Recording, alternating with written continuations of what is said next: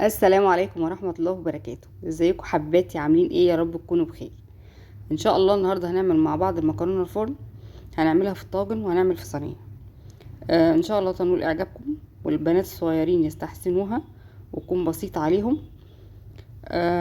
وان شاء الله يحبوها ويعملوها.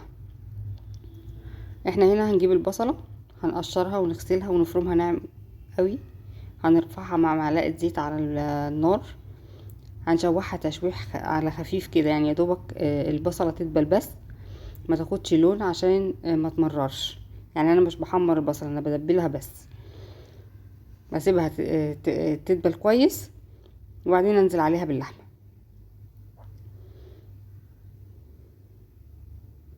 تتشوح مع بعضها، هقلبها كويس مع بعضها. احط عليها معلقة من الفلفل الاسمر.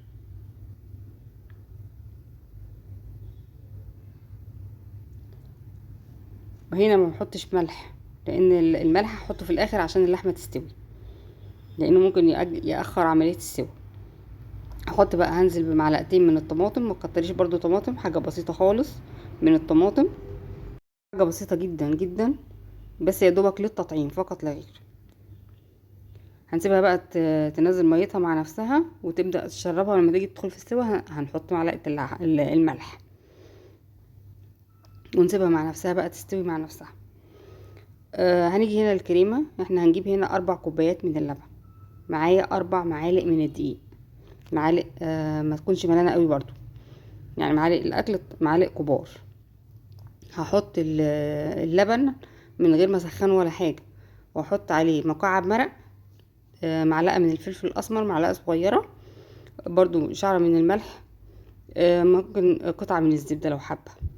ونقلبهم وننزل بالدقيق ونقلب على السريع ونرفع على النار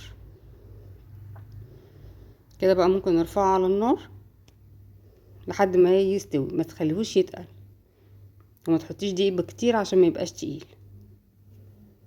بالشكل ده هو كده استوى. هو مجرد انه يطلع الفقاقيع دي يبقى هو استوى بالشكل ده.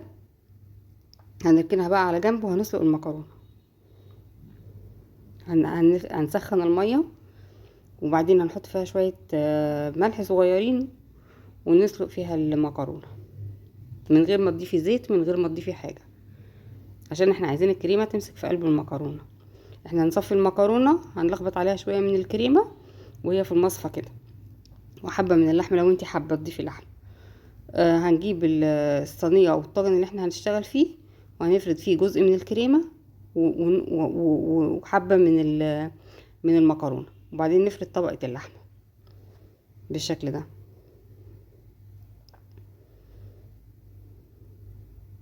نفردها كويس ونحاول ان احنا نسويها عشان تبقى تفرد في الصينيه كويس، وبعدين ننزل بالطبقه التانية من المكرونه. في المرحله اللي زي دي، لو انت عندك مثلا بتعمليها لتاني يوم، مثلا عندك عزومه، عندك حاجه، ممكن تغلفيها بقى بستريتش لاب وتدخليها التلاجة بعد ما تبرد، وتاني يوم تسخني الكريمه وتروحي فردها عليها مع بيضه، مع معلقه زبده، وتربي البيضه في معلقه الزبده وتحطيها على وش الكريمه وتدخليها الفرن. انا هنا بصراحه ما صورتش الحته دي اللي هي بتاعه ان انا احط الكريمه على الوش، ما تصورتش معايا. ف... فهنا دخلتها الفرن بعد ما ربيت عليها بيضة وحطيتها عليها، وهي بعد ما طلعت الطاجن والصينية. وبألف هنا وشفا، ويا رب يحسن ما بين ايدينا وايديكم يا رب. والى اللقاء في فيديو جديد.